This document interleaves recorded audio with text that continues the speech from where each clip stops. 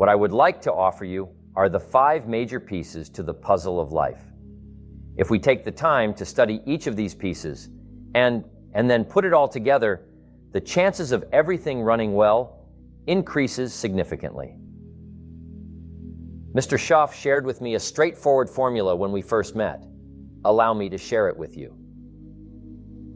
He suggested that there are typically around half a dozen factors that account for 80% of the difference. These factors include around half a dozen related to wealth and another half dozen related to health, which together offer an 80% solution to many problems. Mr. Schaff then advised, become a student of these half a dozen basic factors.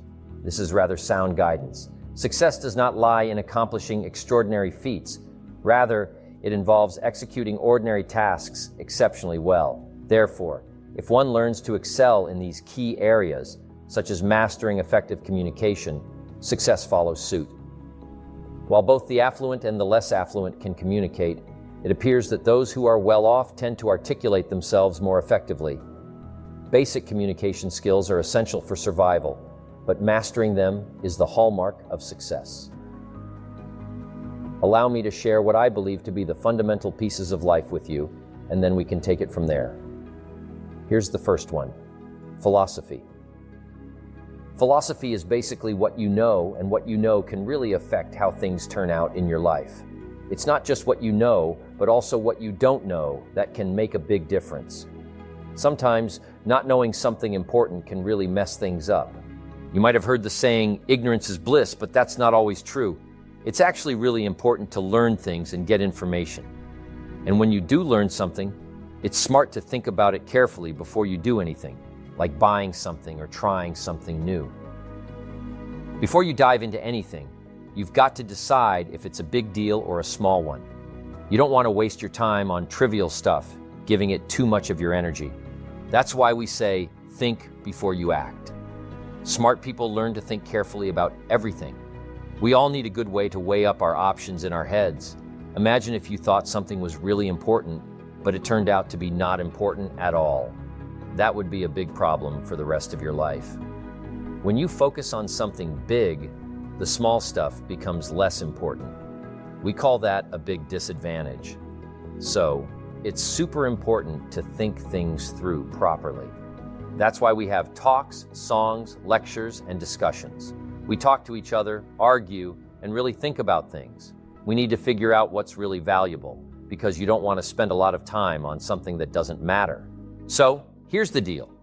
We gather information, think about it carefully, and then decide what's important. A big question in shaping your life is, what really matters? What deserves a lot of your time, energy, and money? Trump once told me, it's not just about working hard. It's about thinking smart. Many people work hard, but they don't think hard. They don't use their minds to figure out what's truly valuable, so they end up wasting time on things that don't really matter. Figuring out what's important is a major piece of the puzzle of life. What you think about what you know, how you think about it, and the values you believe in. If you want to help someone change their life, you've got to start by changing their mindset, their philosophy, and how they think. Someone might say, just get motivated, that's all you need. But that's not true. If someone lacks intelligence and you motivate them, you'll just have a motivated person who's still not very smart. Motivation alone isn't enough. It's easy to make mistakes in judging things. Even after finishing school or university, it's crucial to keep learning. You should aim to read at least 1 or 2 books every week. It's tempting to let learning slide once you start working, but if you stop learning, your understanding of important values can become unclear. You might end up putting too much effort into unimportant things. Continuous learning is vital. Imagine someone spending all their money on donuts instead of books. We'd say they're seriously lacking in mental development. If, over 10 years, someone buys 2 tons of donuts, but only 2 books, mostly with pictures, it's no wonder their life isn't going well. The problem is, they stopped learning after leaving school. They didn't keep up with new ideas that could improve their business, decisions, and overall life. You have to keep learning even after leaving school to avoid making mistakes in judgment. The reason most people end up average by age 40 instead of wealthy is often due to making mistakes in how they use their money. So, what should a 15-year-old do to become wealthy by 40 instead of just average? Start by setting a plan for their money wisely. This might involve saving and investing rather than spending on unnecessary things. Learning about finance and investing early on can make a huge difference later in life. Having a solid plan is crucial. If you start making mistakes with your money early on, it can lead to a mediocre life instead of a wealthy one. Small errors can add up over time, leaving you with pennies instead of a fortune. Some might think, it's only 10 pounds, so what does it matter what I do with it? But that's when it really matters, especially when you don't have much. If you wait until you have a lot of money to start managing it wisely, you might find it's too late. We call these big mistakes in judgment. It's vital to have a good plan even when dealing with small amounts of money. But it's easy to make mistakes, to not know what to do, or to miscalculate. Here's a good phrase to remember. Life is accumulative. Our mistakes add up to what we don't achieve, while our wise decisions add up to what we do achieve. The key is to correct mistakes as early as possible. I was fortunate to have someone like Mr. Schaff come into my life when I was 25. He asked me tough questions about my finances. He made me realize that it was time to check if my financial philosophy was sound and to correct any errors early on. Now is the time to start fixing things, not later. When you hear good advice, that's when you should take action. We're teaching young people now to have a good wealth philosophy starting at age 15, so they can be wealthy by age 40 or 45 at the latest, even if they're a bit slow in making wise decisions with their resources. So, when should people start making wise decisions with their resources? As soon as they get the right information. You can't act on what you don't know, but the key is to keep learning so that good ideas keep coming to you. Philosophy is where it all begins. To make wise decisions, you need to study, read, have conversations, listen to lectures, and keep absorbing information. There's no better way to shape your philosophy than by constantly exposing yourself to new ideas. That's the first step in the puzzle of life, having the right philosophy. Now, here's number 2, attitude. Attitude is simply how you feel. First, what you know sets the sail of your life. Then, how you feel starts guiding you there. There are various ways to feel, aren't there? You can feel positive or you can feel negative. Consider this attitude. If this is all they pay, I'm not coming early and I'm not staying late on the job. That's a specific attitude, isn't it? If this is all they pay, I don't come early and I don't stay late. Now, do you think that if you carried this attitude throughout your life, it would significantly impact your journey as the years pass? The answer is undoubtedly yes. Another perspective is, no matter what they pay, I always come early and I always stay late to invest in my own future. Isn't that intriguing? Attitude is a matter of choice. You can opt to arrive early or late, leave early or stay late. It's all about choice. To make wise decisions, we require educated attitudes. Emotions need to be educated to comprehend where the true values lie. It's like sending emotions to school. When children are young, a 3-year-old may throw a tantrum, but we accept it as part of growing up. However, it's not acceptable when you're 30. When you're young, you may react aggressively, but as you mature, you're expected to learn to control your emotions and understand societal norms. Attitudes are now a matter of educated choice. However we feel will significantly influence the course of our lives. Now, it pertains to our feelings towards a variety of aspects. Allow me to present you with a list. Firstly, how you feel about the past. When you're young, your past experiences may not be extensive, but I'm certain you've encountered some highs and lows, victories and defeats. Consequently, a part of our attitude is shaped by our emotional response to the past. Some individuals still carry the burdens of their past, being affected by past difficulties and losses. They carry these burdens as if they were a heavy weight, rather than using the past as a learning experience. Instead of viewing it as a school of lessons, they see it as a threat to their present life. Therefore, part of the process involves addressing our attitude towards the past and how it affects us emotionally. Secondly, how you feel about the future. Facing the future is a crucial and integral part of our lives. Now, there are two ways to approach the future. Here they are: anticipation and apprehension. Anticipation is one way to look forward to the future. On the other hand, apprehension is another approach. Unfortunately, most people tend to face the future with apprehension, mainly because they have adopted someone else's perspective. Without having their own well-designed future plan, they are easily swayed to embrace someone else's vision. This is what will happen. Here's what's going to happen. It's all too easy to let your days be clouded by such thoughts.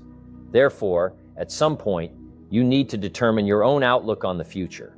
How you feel about the future significantly influences your actions. If you lack confidence in the future due to the absence of clearly defined goals, you may find yourself taking uncertain steps. It's challenging to be optimistic about the present day when you haven't mapped out your future. Hence, setting goals is crucial for shaping your future. Write them down. Where do you want to go? What do you want to do? Who do you want to be? What do you want to see, have, and share? Even if circumstances change in the next 12 months, the key is to start planning now. Make a list of the cities you want to visit, the people you'd like to meet, your health and investment goals, and so on. Begin by jotting them down, keeping a journal, and allow these aspirations to evolve over time. Something that seems crucial now may appear trivial in 2 years' time. However, it's important to have a clear vision of the future now. Set your dreams, set your goals, as it significantly impacts the flow of your day based on your confidence in the future. Here's another perspective to consider: how you feel about each other. How you feel about society, the community, and the country. That's very important. While it's easy to adopt a cynical attitude, cynicism significantly impacts the trajectory of your life. However, it's equally important to recognize that achieving success requires collective effort. A notable phrase to remember is, "It takes all of us to help each of us." You cannot thrive in isolation. It's rare to find a wealthy recluse. Success necessitates interaction with others. We require society's support, as well as each other's ideas and participation in various arenas, including the marketplace and societal activities. Therefore, how we feel about each other holds immense importance. And the most significant attitude is how you feel about yourself, your self-esteem, and understanding your own value. It's about recognizing your potential, your intelligence, and your talents.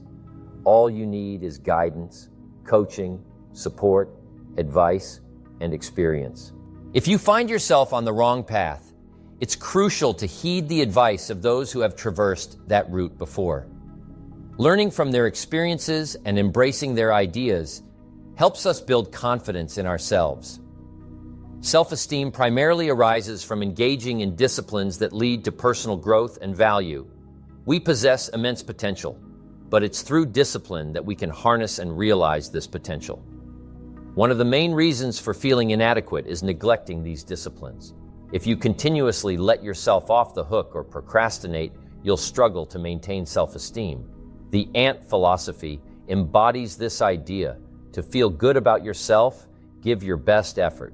Just like ants, who tirelessly gather resources during the summer, aim to maximize your efforts in every endeavor.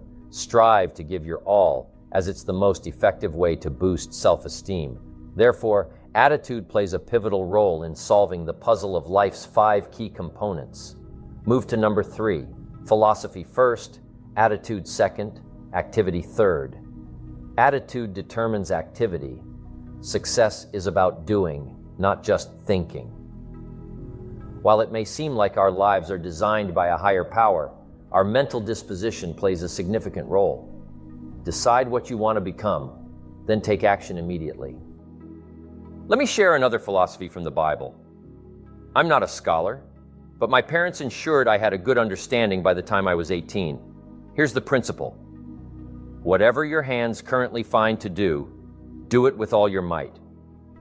This encapsulates the essence of activity philosophy. How hard should you work? As hard as you can within the time allocated for labor. In leadership management lectures, we teach, when you work, work. When you play, play. Don't play at work, and don't work at play. Make the best use of your time. When you're working, give it your all. And when you're playing, enjoy yourself, but don't mix the two. Activity is a crucial piece of the life puzzle. When it comes to work, you need to determine your limits. Some people can work for 14 hours without issue, while others have physical constraints. It's essential to understand how hard you can push yourself and how much time you can invest. Similarly, when you're at university, you must assess your workload. How many classes can you handle? How many study hours do you need? It's crucial to recognize when you're reaching your limits and to replenish your energy accordingly. We all need to understand our activity habits. In my opinion, the best philosophy is simply to do your best in every activity. We call it doing your best. A man once asked me, "I'm making about $50,000 a year. Isn't that enough?" A businessman told me, "My kids aren't starving and I've got my bills paid. We're doing pretty well on $50,000 a year. Isn't that enough?" He wanted to know what I thought. Here's what I said. Yes, it's enough if it's the best you can do. We don't measure enough by a specific amount. We measure it by your best effort. I explained further, if you're capable of earning $500,000 a year but settle for $50,000, that's where the issue lies. It's not about the difference in income, it's about not reaching your full potential. Whether you make $10,000 or $1 million a year, it's enough if you're giving it your all. The key to a fulfilling life is asking yourself at the end of each day, did I do my best? If not, why not? Do I need to reevaluate my approach? Do I need to stop settling for mediocrity and start striving for excellence? So, always aim to do your best in every aspect of life. That's what truly matters. Once, a group of psychiatrists invited me to lecture for them in Los Angeles, which intrigued me, considering I had only attended college for a year. During my talk, I boldly stated, "Ladies and gentlemen, let me tell you what I believe most affects the mind." They asked, "What do you think most affects the mind?" I replied, "I believe it's simply doing less than you're capable of. It leads to various psychological issues." When do you truly feel good about yourself? When you've given your best effort. You don't need to win the ultimate prize. If you've done your best, that's the ultimate victory. There's nothing like the soaring self-confidence that comes from giving your all in everything you do. It's what we call the philosophy of full effort activity. Attitude leads to number 4, results. And that's what life is all about. Putting the first 3 together. Good philosophy, attitude, and high activity to achieve the ultimate results. I've got a good phrase for you. Results are the name of the game. Now, the challenge of life can be summed up in a simple phrase. Let me share it with you. I believe you'll find it thought-provoking. The challenge of life is to make measurable progress in reasonable time. First and foremost, we must avoid being unreasonable with time. For instance, if we agree to do something and 5 minutes later, I inquire about your progress and you respond that you haven't even left the building yet, it's clear that asking after just 5 minutes is unreasonable. Conversely, if I wait 5 years to ask, we would consider that too late. We cannot expect significant progress in such a lengthy time frame, just as we cannot expect immediate results in mere minutes. Therefore, we must learn what constitutes a reasonable time frame for progress, growth, change, and development. This understanding is crucial for all, especially those aspiring to leadership, entrepreneurship, or management roles where working with others is involved. We must hold ourselves to reasonable standards of time management, while also expecting measurable progress within that time frame. How many years should a child spend in 4th grade? Approximately 1. Some may ask, well, if they're good students, could we extend it to 3 or 4? The answer is a resounding no. Spending 4 years in 4th grade is simply unacceptable. We apply family pressure, peer pressure, and various other forms of social pressure to ensure this doesn't happen. But wouldn't it be intriguing if we maintained the same level of social pressure throughout our lives? Consider this. What should society deem acceptable in terms of wise investments by age 30, enabling one to provide for oneself and their family? Somehow we seem to have overlooked such standards. Shouldn't it be considered desirable to achieve wealth by age 40? And shouldn't we question individuals who, by age 45, are not at least financially independent? Shouldn't it be deemed unacceptable not to be financially stable within a reasonable time frame? What about individuals who squander their potential wealth on non-essentials from age 15 to 45? Shouldn't this be seen as unacceptable behavior? Teenagers often ask their parents why they aren't rich, pointing out that they live in a prosperous country like America. Aren't these valid questions? Consider the importance of having a sound plan versus a poor plan. Imagine a farmer who consumes his seed corn instead of planting it. Wouldn't we consider this reckless behavior endangering the future? It's an intriguing question to ponder. If we exert such pressure for academic performance in 4th grade, why not maintain similar pressure throughout life? It's a thought-provoking and debatable question. While society may ease expectations regarding ongoing results, I urge you to hold yourself accountable. Don't allow yourself to settle for less. Society may not demand much from you after university, but if you want to excel, you must impose those demands upon yourself. I urge you to carefully examine your results. We consistently assess outcomes at various stages of life, such as at ages 25 and 30, across multiple aspects, including health, wealth, culture, sophistication, lifestyle, and uniqueness. This ongoing evaluation serves to identify any errors in our actions. Making mistakes in our activities is surprisingly easy, which is why we emphasize in our leadership teachings not to confuse movement with progress. It's common to be deceived by busyness. Someone may appear busy for 10 hours a day, yet achieve little progress. It's crucial to be busy with the right tasks. Perhaps adjustments are needed in activity or attitude, or maybe even in one's philosophy. For instance, if someone justifies tardiness and early departure due to inadequate pay, it's a sign of a flawed mindset with long-term consequences. Regularly reviewing results helps pinpoint areas for improvement and potential shifts in mindset or behavior. Now let's delve into the final piece of the life puzzle, lifestyle. Lifestyle is essentially how you choose to live, and we refer to it as the genius of living well. What's fascinating about lifestyle is that all of us, particularly in this country, have the freedom to choose how we wish to live. Interestingly, you can derive either joy or animosity from your wealth, depending on your lifestyle choices. For instance, a father may possess money but lack style in his actions, as illustrated by a simple gesture of throwing money at his son. This highlights the importance of understanding that happiness is not accidental, but rather an art to be mastered. Economic knowledge alone does not guarantee happiness or cultural refinement.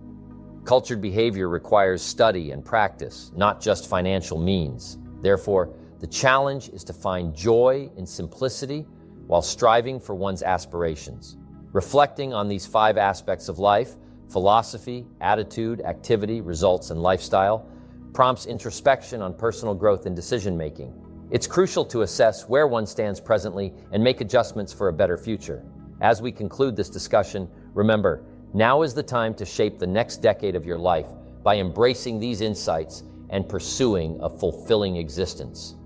In conclusion, the 5 fundamental aspects of life, philosophy, attitude, activity, results, and lifestyle, form the cornerstone of our existence and shape our journey towards fulfillment. Philosophy guides our beliefs and principles, laying the foundation for our decision-making. Attitude determines our approach to life, influencing our actions and responses to challenges. Activity reflects our commitment to effort and diligence in pursuing our goals. Results serve as checkpoints, indicating whether our efforts align with our aspirations. Lifestyle encompasses the art of living well, highlighting the importance of happiness, culture, and personal refinement. Together, these elements provide a holistic framework for self-reflection, growth, and success. By examining and nurturing each aspect, we can navigate life's complexities with wisdom, purpose, and resilience. Thus, embracing these fundamentals empowers us to lead meaningful and fulfilling lives, enriching our experiences and contributing positively to the world around us.